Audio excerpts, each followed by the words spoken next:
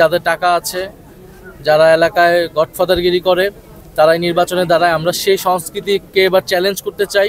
আমরা এককভাবে নির্বাচনের প্রস্তুতি নিচ্ছি এবং সেক্ষেত্রে আমরা 300 আসনই আমাদের লক্ষ্য।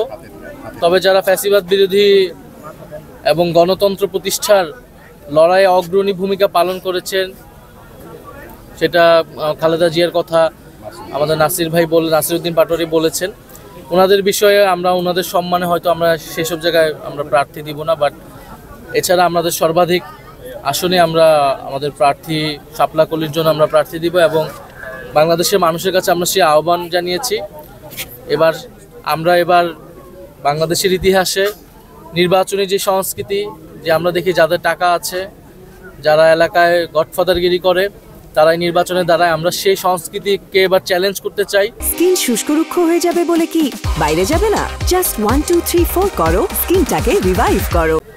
বরং এলাকার যে গ্রহণযোগ্য মানুষ, সাধারণ মানুষের পাশে যাকে পাওয়া যায়, একজন সাধারণ খেটে খাওয়া মানুষ থেকে শুরু করে এলাকার যারা শিক্ষক রয়েছেন, ইমাম রয়েছেন, গ্রহণযোগ্য সামাজিক নেতৃত্ব রয়েছেন, তাদেরকে আমরা জনপ্রতিনিধি হিসেবে সংসদে দেখতে চাই।